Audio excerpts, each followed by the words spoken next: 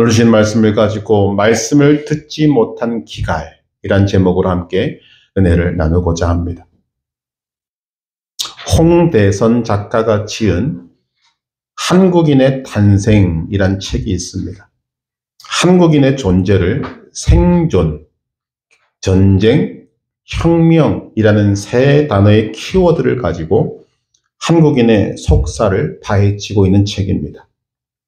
특히 생존이라는 부분에서 흥미로운 것은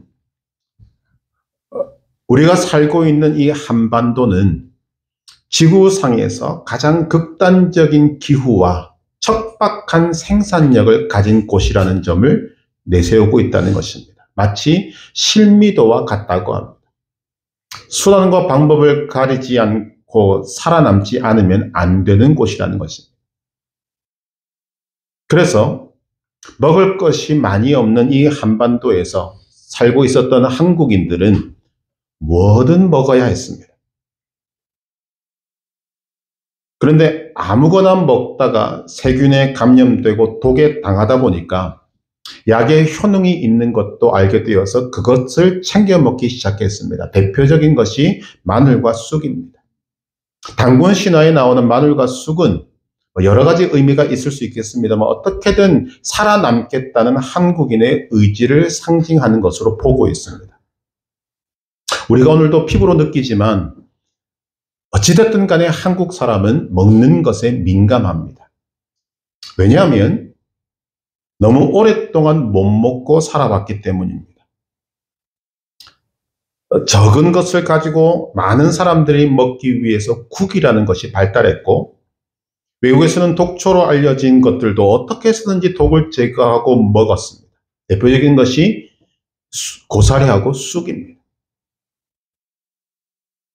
요즘은 그런 말 잘 안 씁니다만 제가 어릴 때만 해도 보릿고개, 촉은 목피라는 말이 귀에 맴돌았습니다. 그 말이 갖고 있는 의미는 무엇인가?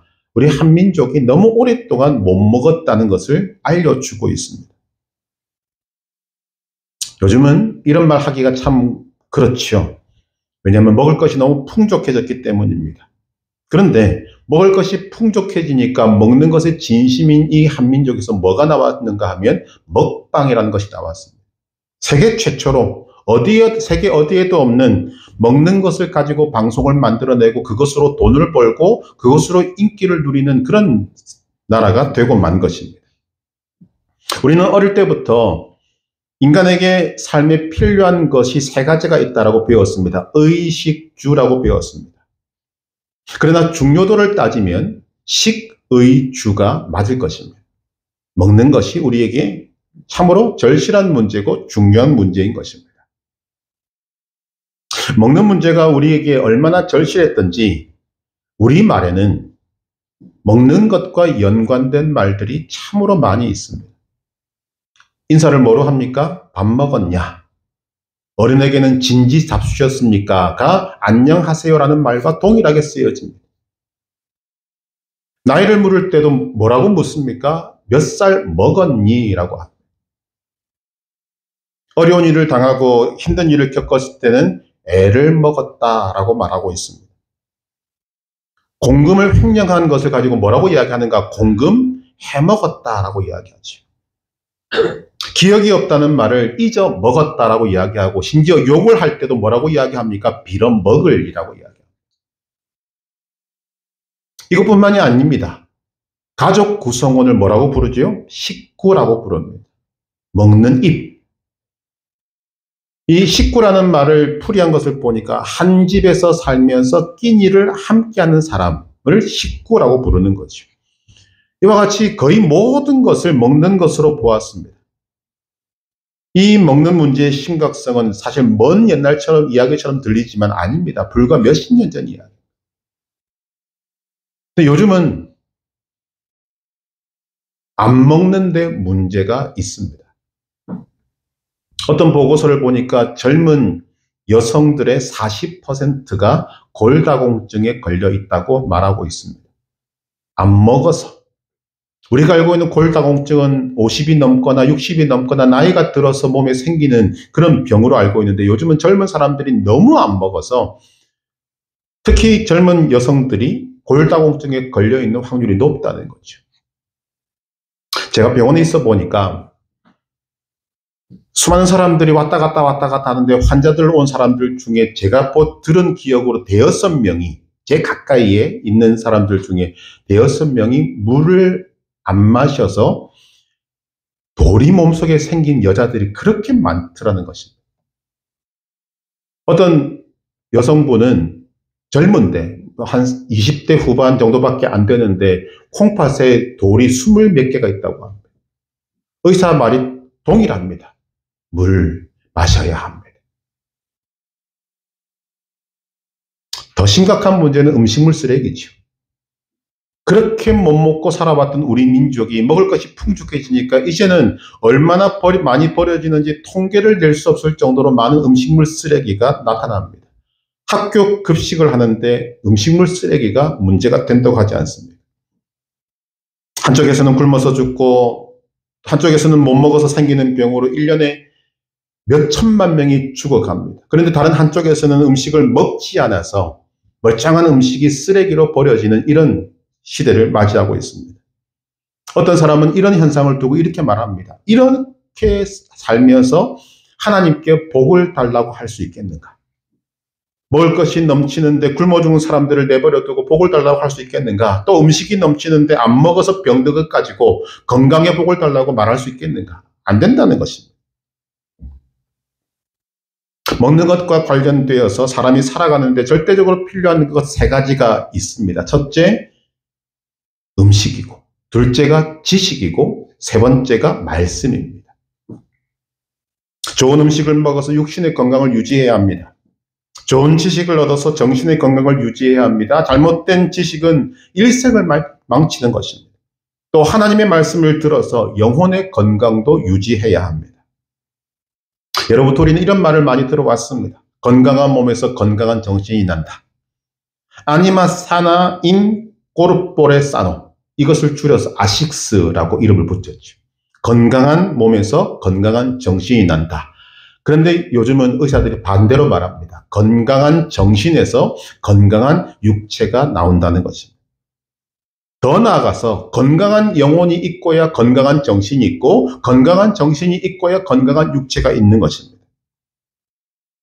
참 놀라운 것은 요즘 의사들이 하는 말이 맞는 것 같습니다. 육신이 병들어서 정신이 건강해진 사람들 많습니다.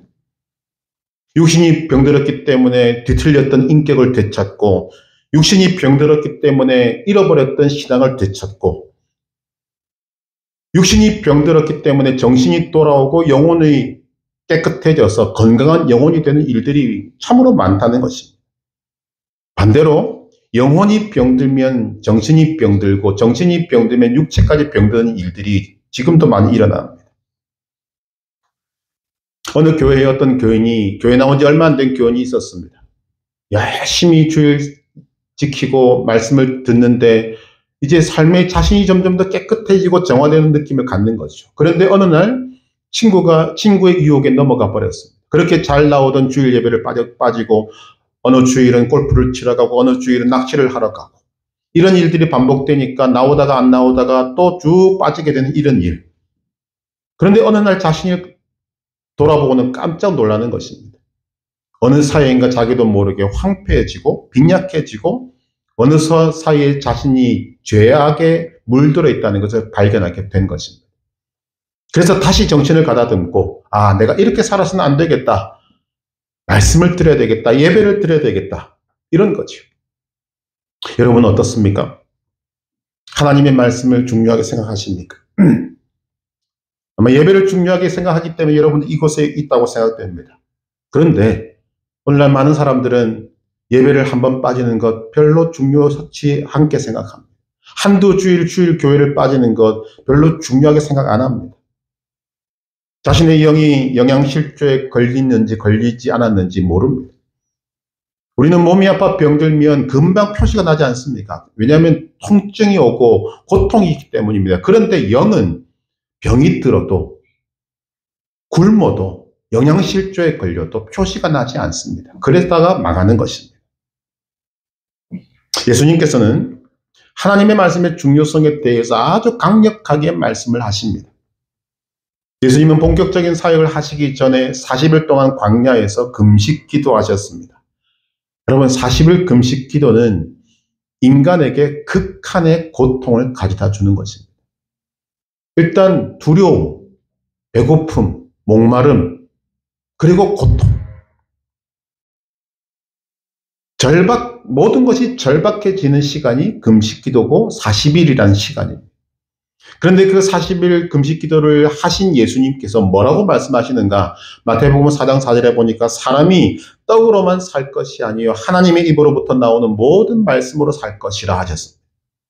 여러분, 우리가 이 말씀을 그냥 우린 아멘으로 받지만 상황 자체를 보시면 다시 생각해야 한다는 거죠. 지금 예수님은 40일을 굶으신 상태입니다. 마시지도 않은 상태입니다. 인간의 극할 대로 극한 상황으로 간 상태입니다.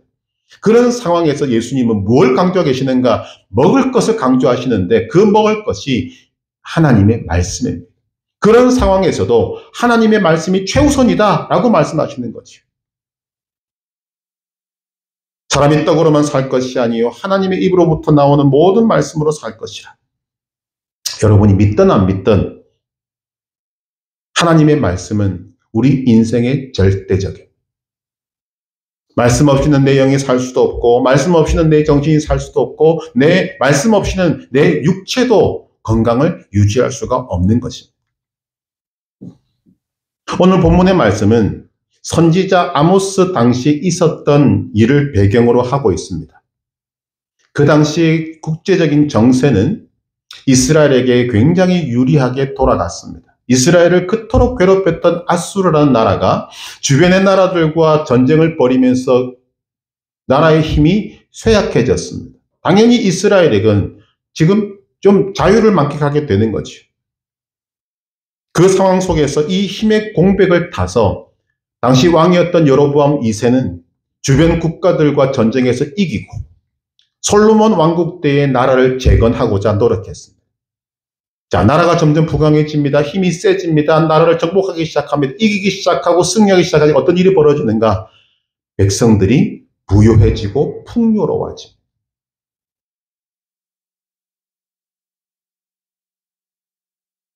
그런데 이런 상황 속에서 주어진 부요와 번영은 무엇을 가져왔는가?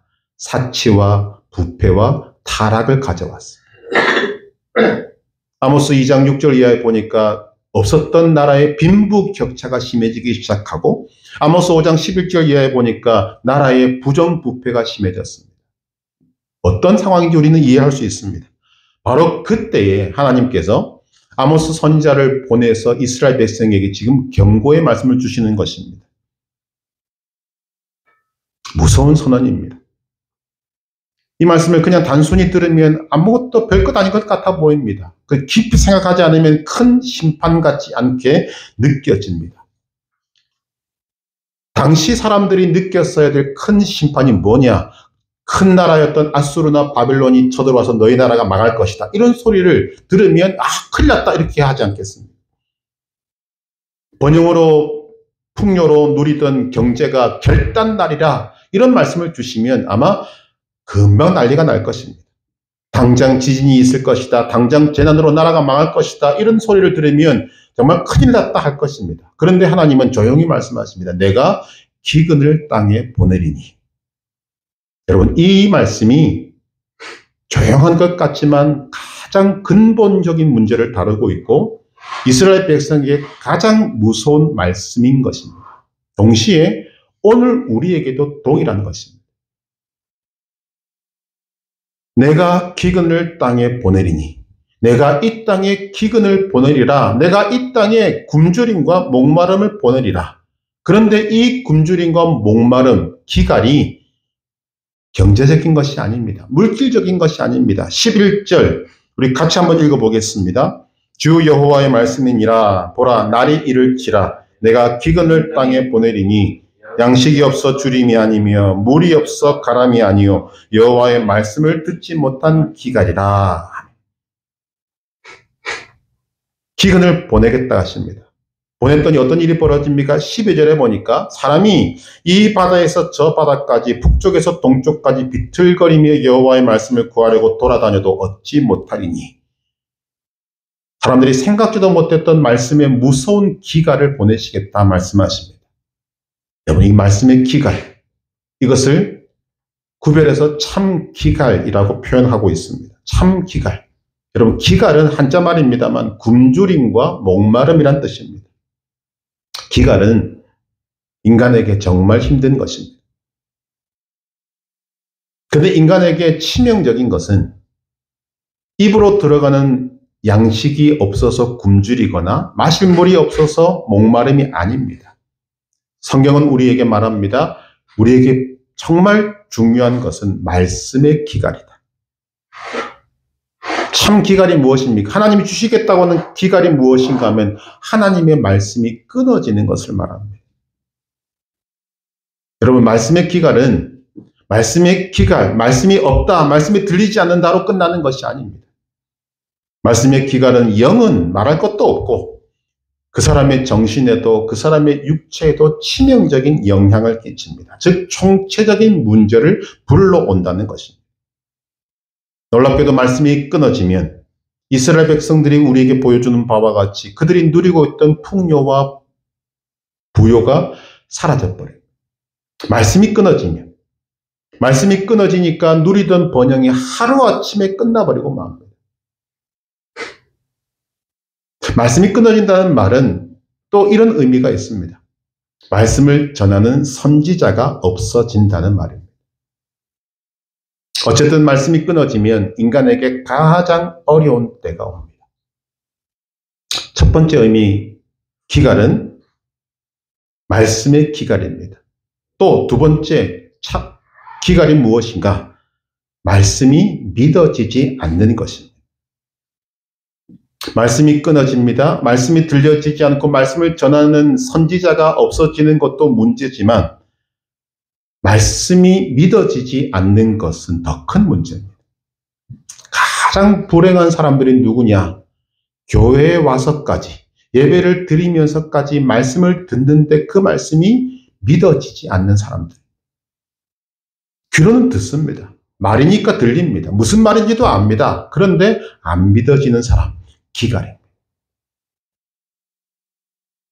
귀에는 들리고 말로는 들리는데 영어로는 안 들려지고 안 믿어지는 것입니다. 이런 사람이 제일 불쌍한 사람입니다. 또 세 번째로 기갈은 무엇인가 하면 말씀을 들어도 그 말씀을 자기를 향한 말씀으로 듣지 않고 다 남 탓으로 돌리는 것, 이게 기갈입니다. 사랑하라 하면 옆 사람을 콕 찌르면서 네가 나를 사랑해야 돼, 이렇게 이야기합니다. 자기가 지금 말씀을 듣고 있으면서도 저 말씀은 남편이 들어야 하는데, 저 말씀은 아내가 들어야 하는데, 저 말씀은 시어머니가 들어야 하는데, 저 말씀은 장로가 들어야 하는데, 저 말씀은 권사가 들어야 되는데, 그런 식으로 남에게만 초점을 돌리고 있습니다. 이런 사람들이 주로 뭐 합니까? 집에 가면 잔소리를 심하게 합니다. 내가 교회에서 말씀을 들었는데 다 너희들이 받을 말씀이다. 아닙니다. 그 말씀은 본인이 받아야 될 말씀입니다. 여러분, 이게 얼마나 큰 문제인지 모릅니다. 말씀을 듣는데 자신에게 들리는 말씀으로 듣지 않습니다. 이게 기갈입니다. 하나님의 말씀은 항상 나에게 주시는 말씀입니다. 나에게 주시는 말씀으로 들어야 합니다. 그런데 나는 그렇게 듣지 않고 저 말씀은 누구, 저 말씀은 누구, 누가 틀렸다, 누가 잘못됐다, 전부 다른 사람을 향한 말씀으로 들린다면 그는 기갈에 빠져있는 사람이고 참 불쌍한 사람이 되는 것입니다. 이사야, 예레미야, 에스겔 등 선지서들을 보면 하나님께서 선지자들을 통해서 말씀하십니다. 가서 전하라. 듣든지 아니 듣든지 전하라. 그리하여 선지자가 이 땅에 있음을 알리라. 그것을 계속 강조하십니다. 에스겔 2장 5절을 보면 그들은 패역한 족속이라. 그들이 듣든지 아니 듣든지 그들 가운데 선지자가 있음을 알지니라. 하나님이 지금 무엇을 강조하고 있습니까? 그들이 듣든지 아니 듣든지 중요한 것이 아니라 지금 선지자가 하나님의 말씀을 전하고 있다. 이것을 알리라고 말씀하십니다. 선지자가 있다는 말이 무슨 말인가 하면 아직 하나님의 말씀이 그 사람들을 떠나지 않았다는 것입니다. 하나님의 말씀이 그들이 듣는 것, 안 듣는 것 아무 상관없이 그 백성에게 지금 하나님의 말씀이 전해지고 있다는 것입니다. 이 말이 무슨 말입니까? 소망이 있다는 것입니다. 지금 사치하고 부패하고 타락한 그들을 향해서도 말씀이 들려지고 있고 말씀을 전하는 선지자가 있다는 사실은 그들은 여전히 소망이 있다는 것입니다. 반대로 말하면 선지자가 없다, 말씀이 없다라고 하면 그들에게는 소망이 없다는 말입니다. 여러분, 선지자가 있다는 것, 하나님의 말씀을 바르게 전하는 사람이 있다는 것, 그 말씀을 들을 사람이 있다는 것, 그것은 그들에게 소망이 있다는 것입니다. 이것이 마지막 소망입니다. 지금 아모스 선지자를 통해서 하나님 하시는 말씀이 무엇인가? 내가 기근을 보내리니 끝이다. 너희에게는 더 이상 소망이 없다는 것입니다. 여러분, 이스라엘이 가장 어려웠던 때는 제국 아수르나 바벨론의 침공을 받았던 때가 아닙니다. 나라가 멸망했을 때가 아닙니다. 로마의 지배를 받을 때가 아닙니다. 성경이 말하는 이스라엘이 가장 어려웠던 때는 선지자가 없었을 때입니다. 그때가 언제입니까? 우리는 성경을 통해서 보면 금방 알 수 있습니다. 구약의 말라기서가 끝이지 않습니까? 신약에는 마태복음이 처음 시작입니다. 그 말라기서와 마태복음 사이에 400년이라는 시간이 있습니다. 근데 그 400년 시간 동안 하나님은 단 한 명의 선지자도 이스라엘에 보내지 않았습니다. 이것을 암흑기라고 이야기합니다. 이스라엘에게 가장 힘든 시간입니다. 400년 동안 선지자가 없었습니다. 하나님의 말씀을 전할 사람이 없었습니다. 그 400년을 하나님께서 참고 참으시다가 드디어 예수님을 보내심으로 마태복음이 시작이 되는 것입니다. 우리는 이 영적인 세계를 알아야 된다는 거죠. 이스라엘의 가장 무서운 암흑기는 말씀이 떠난 것입니다. 선지자가 나타나지 않는 것입니다. 그 기간이 무려 400년이었습니다. 400년 여러분 뭐가 떠오르십니까? 이스라엘이 애굽에 종살이 했던 그 400년과 똑같습니다.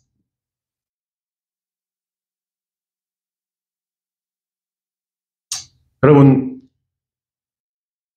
하나님 말씀이 이렇지 않습니까? 백성이 듣든지 아니 듣든지 선지자가 있음을 알리라. 이 말이 무슨 말인가 하면 사람들이 듣는지 안 듣는지 아무 상관없이 어딘가에는 말씀이 전해지고 있어야 하고 어딘가에는 말씀이 들려져야 하고 어딘가에는 말씀을 전하는 사람이 누군가는 있어야 한다는 것입니다.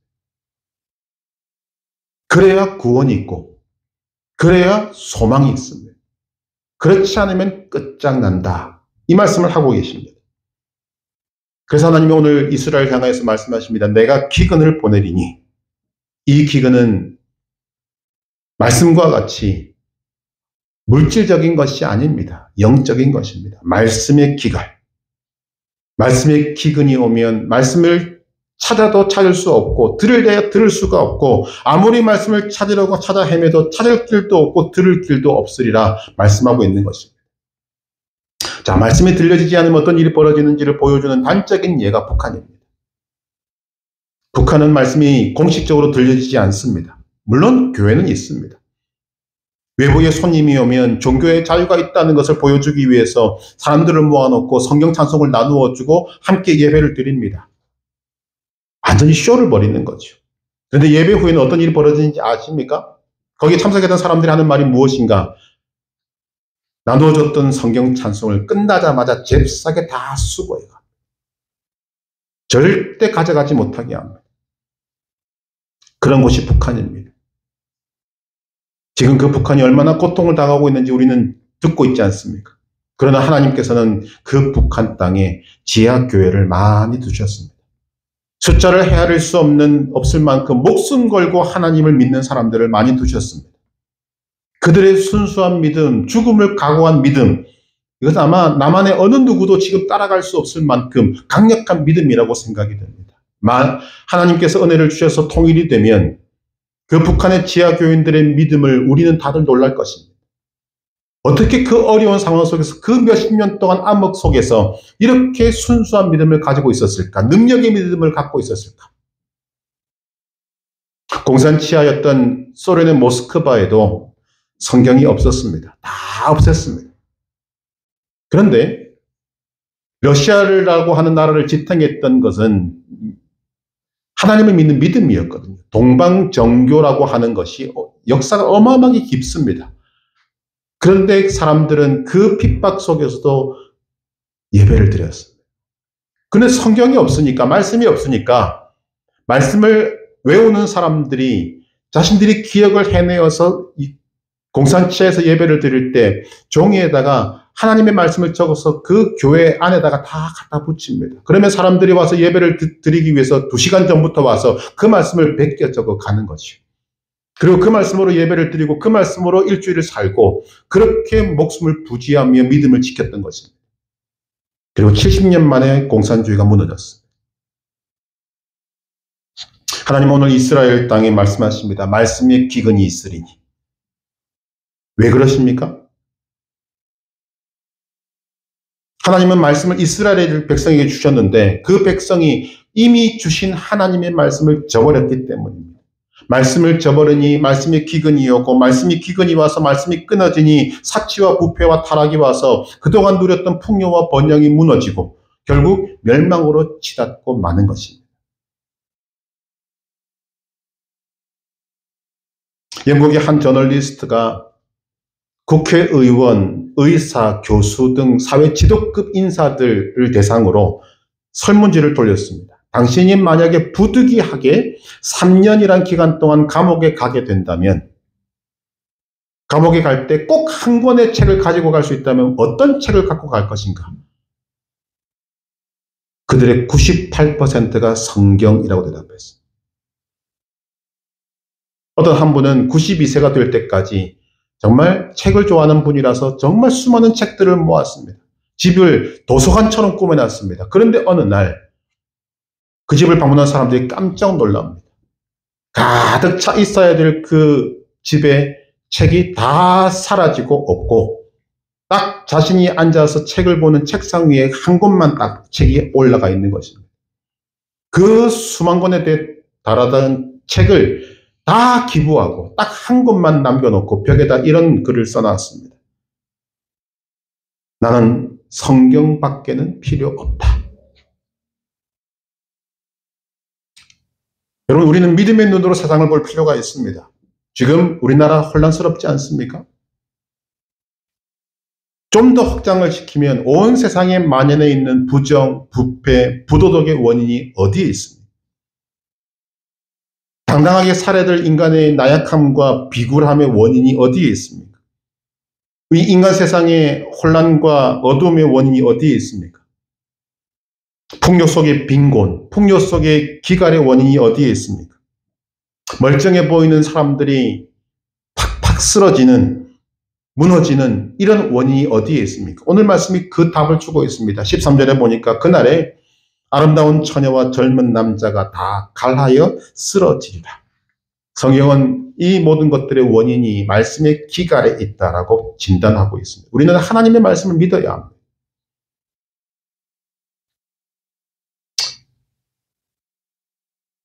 제가 계산을 해보니까 병원에 31일을 있었더라고요. 근데 병원에 있으면서 저는 말씀의 능력, 말씀의 위력을 수없이 경험했습니다. 병원에 31일을 있었던 기간 동안에 앞선 20일 동안은 그렇게 간절히 구했는데도 하나님의 말씀이 없었습니다. 그때 상황이 어떤 상황이었는가?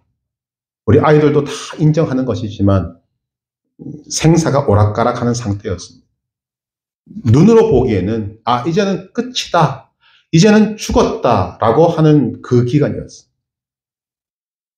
그래서 참 고통스러웠죠. 더 간절히 말씀을 구해요. 왜냐하면 말씀의 능력을 알기 때문입니다. 그런데 21일째 되는 날 하나님의 말씀이 주어졌습니다.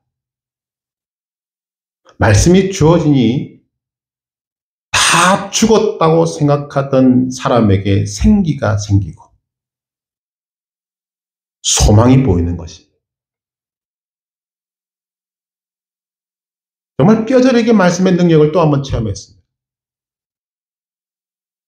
물론 병원에 들어가기 전에 주셨던 말씀은 있습니다만 제가 원했던 것은 주어진 상황에 주어지는 하나님의 말씀이었습니다.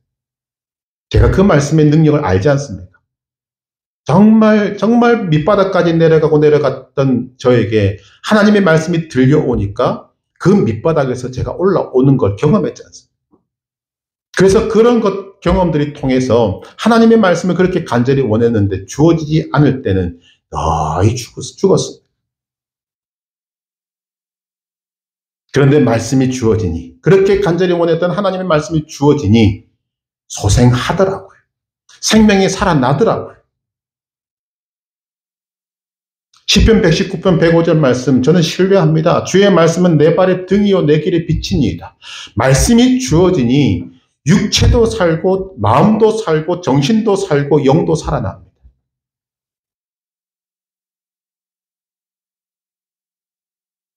믿음의 꿈도 꾸더라고요. 우리의 모든 상황 속에서 가장 중요하고 가장 필요한 것은 놀랍게도 하나님의 말씀입니다. 간절히 구하고 내게 주어진 상황이 어떠든지 그 속에서 하나님의 말씀을 내가 받으면 끝나는 것입니다. 이런 노래도 있지 않습니까? 하나님을 만나면 끝난 것이다. 저는 이렇게 말씀드리고 싶습니다. 내게 주어진 상황, 여러분이 정말 힘들고 어려운 상황일 때 하나님의 말씀을 간절히 구하고 그 말씀을 받으면 끝난 것입니다. 지금 당장 여러분들이 그 결과를 보지 못할지라도 말씀을 받으면 그 말씀대로 나아가게 되는 것입니다. 그래서 소망이 생깁니다. 다시 한 번 더 말씀드립니다만 예수님께서는 40일 금식 기도라는 정말 인간의 극한적인 상황 속에서 그것을 끝내고 난 다음에 하신 말씀이 사람이 떡으로만 살 것이 아니요 하나님의 입으로부터 나오는 모든 말씀으로 살 것이라 하시면서 말씀을 우선시하셨고 그 말씀으로 마귀의 모든 시험을 물리쳐 이기셨습니다. 이게 우리에게 보여주는 본입니다. 본. 그만큼 말씀의 강력함을 우리에게 보여주시고 또 그만큼 말씀의 기근이, 말씀의 기갈이 인간에게 얼마나 치명적인가를 보여주는 예수님의 본이신 행동이었고 말씀이었다는 것입니다.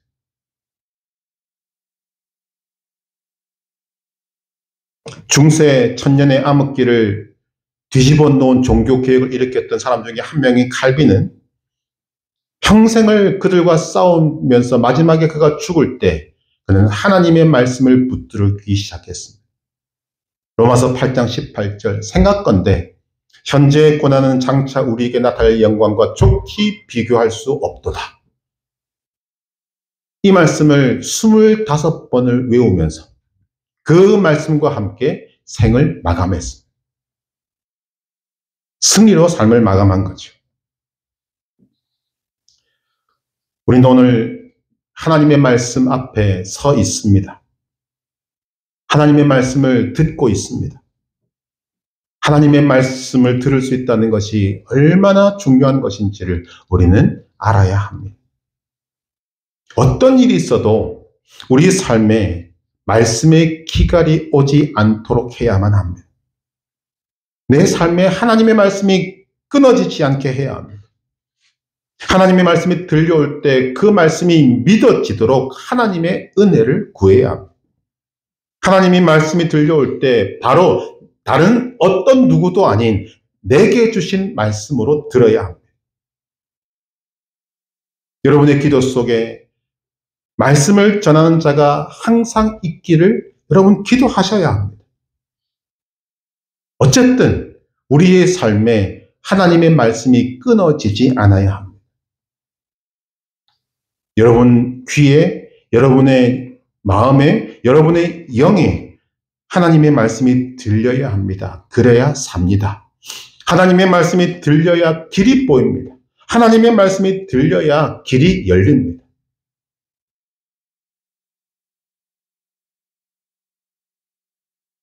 어떤 상황에서든 가장 시급하고 중요한 것은 하나님의 말씀이 내게 들려지는가 하는 것입니다. 여러분 잘 분간하시고 판단하시고 그리고 그 중요성을 아셔야 합니다. 하나님의 말씀이 내 발의 등이요 내 길의 빛인 이것을 여러분들이 아셔야 하고 이것을 강조해야 합니다. 이러기 위해서 다른 어떤 것보다도 하나님의 말씀을 사랑해야 하고 다른 어떤 것보다도 하나님의 말씀에 절실하셔야 합니다. 하나님의 말씀에 우리의 삶에 초점을 맞출 때 우리의 영이 건강해지고 우리의 영이 윤택해지고 우리의 미래가 보이고 캄캄하던 암흑 같은 인생의 소망이 보이고 우리의 삶에 보이지 않던 승리가 나타나게 되는 것입니다. 말씀의 기갈, 우리의 삶에 결코 있어서는 안 되는 일입니다. 오늘 우리에게 주시는 이 귀한 말씀을 붙들고 우리가 믿음으로 나아가서 하나님 내게 말씀이 끊어지지 않게 하여 주시옵소서. 내게 맞는 생명의 말씀을 항상 들려주시옵소서. 내가 주님의 말씀을 사랑할 터이오니 내 귀에 하나님의 말씀을 들려주셔서 내가 살고 내가 승리하고 날마다 하나님께 영광을 돌리며 살아갈 수 있는 삶을 살아갈 수 있도록 성령님 역사해달라고 간절히 기도하고 나아가는 승리의 그리스도인 되시기를 주님의 이름으로 축복합니다.